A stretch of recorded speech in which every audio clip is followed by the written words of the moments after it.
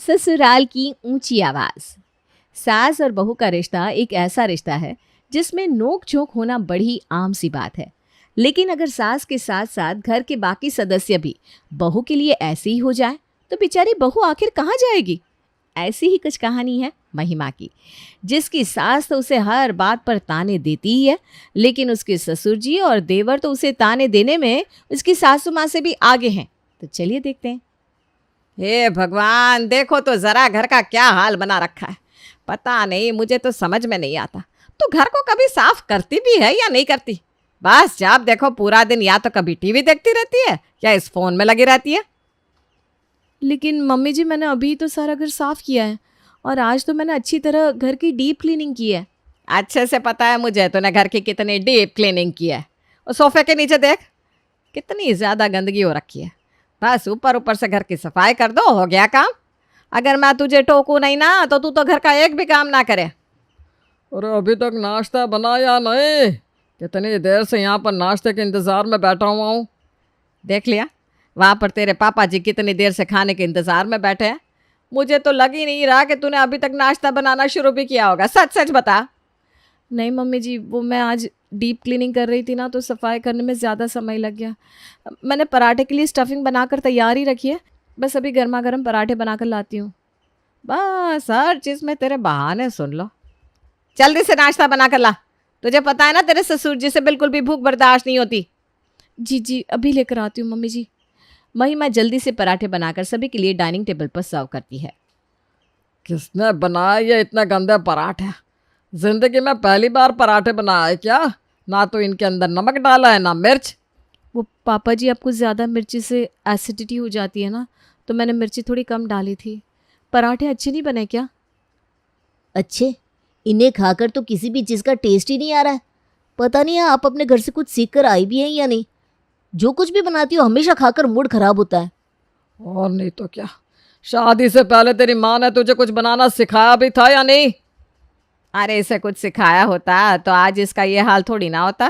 वो तो हम लोग हैं जो इसे बर्दाश्त कर रहे हैं, वरना किसी और घर में होती ना तो न जाने इसका क्या ही होता। अरे भाई, क्या हो रहा है? किस बात पर सुबह सुबह इतनी बहस चल रही है? बहस और किस बात पर चलेगी भैया? भाभी हर रोज़ सबका मूड खराब कर देती है। अरे इनके लिए सिर्फ घर संभालने का काम ही तो छोड़ा हुआ है हमने, वो भी इनसे ठीक तरह से नहीं होता। इतने गंदे पराठे बनाए इन्होंने, खाने का मन ही नहीं कर रहा। अब तो मुझे ऑफिस जाकर ही नाश्ता करना पड़ेगा। अगर तुझे पराठे अच्छे नहीं लगे तो इसमें इतना भड़कने वाली क्या बात है? घर पर कुछ और होगा, वो खाकर ऑफिस चला जा।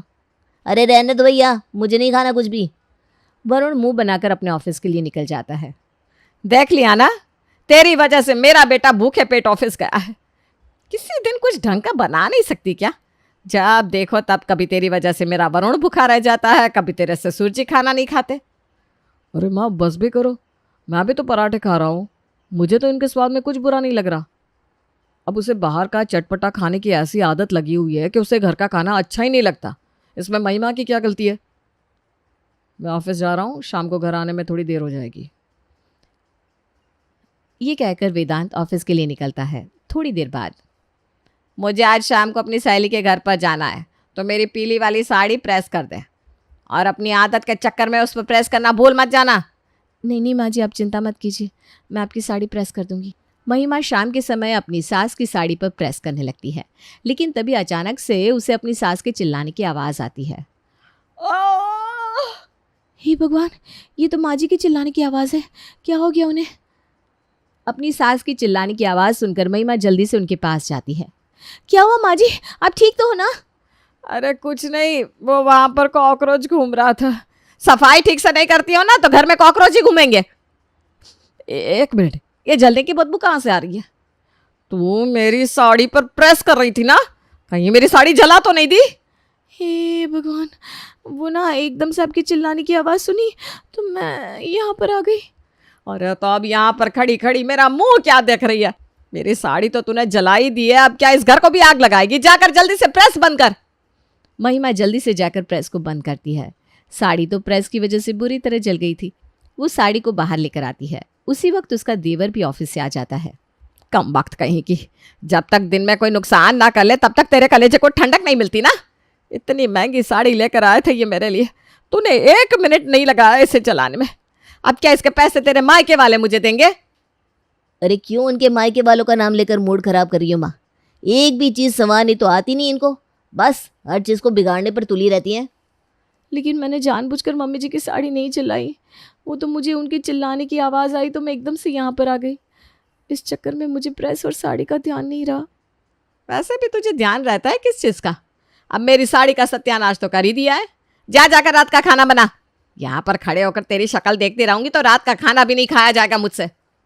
महिमा की गलती ना होते हुए भी सब लोग उसे खूब सुनाते हैं, लेकिन बेचारी ससुराल वालों का मान रखते हुए उन्हें कोई उल्टा जवाब नहीं देती। अगले दिन मुझे तो समझ में नहीं आता ये इतनी देर रसोई में करती क्या रहती है। सुबह के 8:30 बज रहे हैं और अभी तक नाश्ता टेबल पर नहीं आया। अरे पापा, जब तक इनको किसी काम के लिए टोको ना, ये कोई काम ठीक से करती कहाँ है। अरे भाभी, अब ले भी आओ नाश्ता। 20 मिनट से यहाँ पर भूखे बैठे हुए हैं। जी जी बस ला रही हूँ, 2 मिनट। 2 मिनट करके पूरा आधा घंटा हो गया। मैं सच बताऊं मम्मी पापा, भाभी को आप दोनों ने इतना सर पर चढ़ा रखा है। अगर शुरू से ही इन पर धौंस जमा कर रखते ना तभी ठीक रहती है। उस दिन सब्जी में नमक ज़्यादा डालकर पूरी सब्जी खराब कर दी थी, और कल मम्मी की इतनी महंगी साड़ी जला दी। हाँ क्या नाश्ता? सॉरी मम्मी जी, वो नाश्ता बनाते हुए ना सिलेंडर ख़त्म हो गया था तो उसको बदलने में टाइम लग गया। इतनी जल्दी सिलेंडर कैसे ख़त्म हो गया? अभी पिछले महीने ही तो सिलेंडर लगाया था। मैं जब खाना बनाती थी तो एक सिलेंडर पूरे 2 महीने चलता था, और तू है कि 1 महीने में सिलेंडर ख़त्म कर देती है। ये सिलेंडर के पैसे तेरे मायके वाले आकर देने वाले हैं क्या, जो इस तरह गैस बर्बाद करती रहती है? एक बार गैस पर पतीला चढ़ा देती है और फ़ोन चलाने में लग जाती है। उसके बाद खाना कैसे बन रहा है तुझे उससे कहाँ कोई मतलब। इसी वजह से हर महीने सिलेंडर इतनी जल्दी ख़त्म हो रहा है। नहीं माँ जी, बल्कि मैं तो गैस बचाने के लिए कुकर में खाना बनाती हूँ ताकि खाना बनाने में ज़्यादा टाइम ना लगे। लेकिन 3 टाइम खाना बनता है तो सिलेंडर 1 महीने में ख़त्म हो ही जाएगा ना।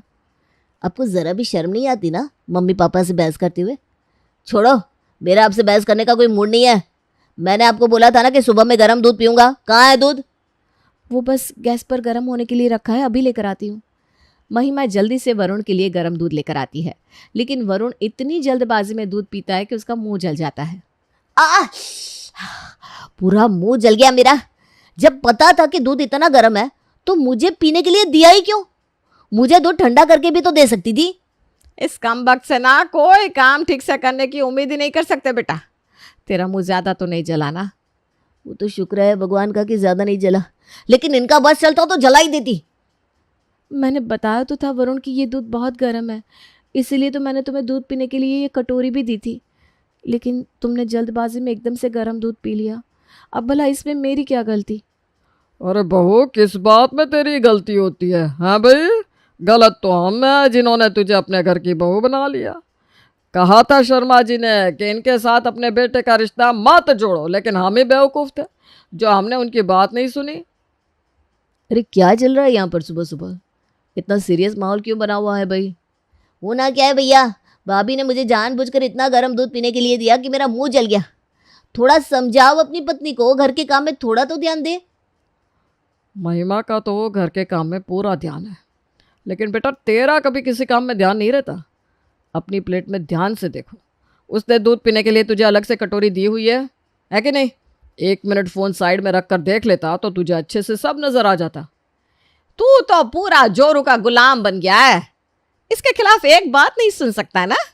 तेरी वजह से ही हमारे सर पर इतनी चढ़ी हुई है ये। बस बहुत हो गया माँ, मुझे तुमसे और कोई बहस नहीं करनी। महिमा कैसी है कैसी नहीं मुझे अच्छी तरह पता है। मुझे मेरा लंच दे दो महिमा, मुझे ऑफिस जाना है। जी ला रही हूँ, लेकिन आप पहले नाश्ता तो कर लीजिए। नहीं, मेरा मन नहीं है, तुम लंच दे दो। वेदांत अपना लंच लेकर ऑफिस चला जाता है। हर रोज़ जो उसके घर वाले महिमा को हर बात पर ताने देते रहते थे, वेदांत अब इन सब चीज़ों से परेशान हो चुका था। एक तो वो घर की इकलौती बहू सब कुछ संभाल रही थी, ऊपर से उसे हर बात पर इतना सुनना पड़ता था। लेकिन कुछ दिन बाद घर में छोटी बहू भी आ गई। वरुण के मम्मी पापा ने उसकी गर्लफ्रेंड से उसकी शादी करवा दी। कनक, आज तुम्हारे ससुराल में तुम्हारी पहली रसोई है, तो तुमने खाने में सबके लिए अच्छा खाना बनाया है ना? जी, मैंने शाही पनीर, पुलाव, बूंदी का रायता, तंदूरी रोटी और हलवा बनाया है। वैसे खाने की खुशबू तो बहुत अच्छी आ रही है। खाना खाने में भी अच्छा ही होगा। अरे क्या खाक अच्छा होगा? मैंने ये खाना टेस्ट करके देखा, एकदम बकवास लगा। ये कोई शाही पनीर है? इससे अच्छा शाही पनीर तो मेरे ऑफिस के सामने 20 रुपए में मिल जाता है। ऐसा लग रहा है कच्चे टमाटर प्याज की ग्रेवी में किसी ने पनीर डाल दिया हो। और ये इसे तुम रोटी कहती हो? ऐसा लग रहा है जैसे श्रीलंका का नक्शा बना दिया हो। कहीं से रोटी तुमने ठीक से पकाई नहीं, तो कहीं से रोटी पूरी की पूरी जला दी है। अरे आप ये क्या कह रहे हो भैया? आज कनक की पहली ही रसोई है, और वैसे भी उसने पहले ज़्यादा कुकिंग नहीं की है, तो हो सकता है खाने में थोड़ी बहुत ऊंच नीच हो गई हो, लेकिन कनक ने खाना इतना भी बुरा नहीं बनाया जितना आप कह रहे हैं। तेरी तो नई नई शादी हुई है ना, तू तो इसी की साइड लेगा। अगर बात बात में इसकी तरफदारी करेगा तो जोरू का गुलाम बनकर रह जाएगा। वेदांत बेटा, तू इतनी छोटी सी बात पर इतना क्यों भड़क रहा है? खाने में थोड़ी ऊंच नीच हो भी गई तो क्या हो गया? मैं तो फिर भी खाने के मामले में थोड़ी बहुत ऊंच बर्दाश्त कर लूँगा, लेकिन मुझे पता है ना, आप लोग खाने के मामले में बिल्कुल भी ऊंच नीच बर्दाश्त नहीं कर सकते। मैंने खुद देखा है, जब भी महिमा से खाने में थोड़ा भी नमक तेज़ हो जाता है तो आपको खाना खाने में कितनी परेशानी होती है। और ये खाना तो खाने लायक बिल्कुल भी नहीं है। इसलिए मैंने कहा शुरू से संभल कर रहेंगे तभी आगे चलकर सब ठीक रहेगा, वरना बहुओं को सर पर चढ़ते देर नहीं लगती। बस भैया, इतनी कोई बड़ी बात नहीं हुई जो आप इतना सब बोल रहे हैं। हाँ वेदांत जी, और आपके ऑफिस का टाइम भी हो रहा है, आप ऑफिस जाइए वरना आपको देर हो जाएगी। वेदांत का ऐसा बर्ताव किसी को भी समझ में नहीं आता, लेकिन वरुण को उस पर बहुत ज़्यादा गुस्सा आता है। फिर भी वो कुछ कह नहीं पाता। शाम को वेदांत अपने ऑफिस से जब घर आता है, महिमा मेरे लिए 1 कप चाय तो बना दो। दीदी तो छत पर कपड़े धो रही हैं भैया, मैं आपके लिए चाय बना कर लाती हूँ। कनक वेदांत के लिए चाय बना रही थी कि तभी उसके फ़ोन पर उसकी मम्मी की कॉल आती है और इस चक्कर में सारी चाय गैस पर निकलकर गिर जाती है। हे भगवान, अब क्या करूँ? सारी की सारी चाय तो गैस पर निकल कर गिर गई। वेदांत भैया तो पहले ही मुझ पर इतना गुस्सा कर रहे थे, अब उन्हें इस बारे में पता चल गया तो मुझे और सुनाएंगे। बिल्कुल, अब तुमने काम ही ऐसा किया है तो मुझे तुम्हें कुछ ना कुछ तो कहना ही पड़ेगा। सुबह खाना ऐसा बनाया, अब चाय बनाई तो वो भी सारी गिरा दी। इस चाय में जितना सामान लगा था वो सब फ्री में आता है क्या? अरे क्या हो गया बेटा? तेरे चिल्लाने की आवाज़ मेरे कमरे तक आ रही है। क्या हुआ माँ? महिमा ऊपर कपड़े धो रही थी तो मैंने कनक को मेरे लिए चाय बनाने को बोल दिया। फ़ोन पर चाय बनाते बनाते इसका ध्यान ही नहीं था, सारी की सारी चाय गिरा दी। आजकल की लड़कियों का सारा ध्यान उनके मोबाइल पर रहता है, घर में काम क्या हो रहा है क्या नहीं उन्हें कोई खबर ही नहीं है। यह मैं क्या सुन रही हूँ कनक बहू? सुबह तो मैंने तुझे कुछ नहीं कहा, लेकिन अब तो वेदांत बिल्कुल ठीक कह रहा है। जब तू घर का काम कर रही है तो उस वक्त तुझे ये फ़ोन चलाने की क्या ज़रूरत है? चाय पीने का सारा मूड खराब कर दिया। वेदांत वहाँ से चला जाता है। देखा, तेरी वजह से मेरा बेटा ऑफिस से आकर चाय भी नहीं पी पाया, सारा का सारा मूड खराब कर दिया उसका। ससुराल की शुरुआत ही जब कनक के लिए ऐसी हुई तो अब आगे आने वाले दिन उसके लिए कैसे हो सकते हैं वो तो आप सोच ही सकते हैं। अब कनक को वेदांत से हर रोज किसी न किसी बात पर डांट पड़ती ही पड़ती, जिसको देखकर वरुण का गुस्सा दिन पर दिन आसमान पर चढ़ने लगा। संडे के दिन वेदांत ड्राइंग रूम में बैठकर अपने मम्मी पापा के साथ टीवी देख रहा था। तभी कनक वहां पर आकर सफाई करने लगी और गलती से उसके हाथ से वहां पर रखा एक वाज गिरकर टूट गया। ये क्या किया तुमने? नया का नया व्याज तोड़ दिया। पता भी है कितना महंगा आया था ये? पता नहीं तुम्हारे घर वालों ने तुम्हें कुछ ठीक से करना सिखाया भी है या नहीं। हाँ नहीं तो क्या, तुझसे अच्छी तो हमारी बड़ी बहू महिमा है। अरे होता है कभी उससे कोई थोड़ी बहुत ऊंच नीच, लेकिन तू तो हर रोज हर काम में गलती करती रहती है। तुझे देखकर तो सच में ऐसा लगता है कि तेरी माँ ने तुझे शादी से पहले कुछ सिखाया ही नहीं। रहने दे, कोई सफाई करने की जरूरत नहीं है। यहाँ पर रहकर काम करेगी तो कुछ ना कुछ नुकसान करेगी। चली जा मेरे सामने से। इतना महंगा वास तोड़ दिया। लेकिन माँ जी, देखो तो अभी कैसे आपसे बहस करने के लिए तैयार है मम्मी।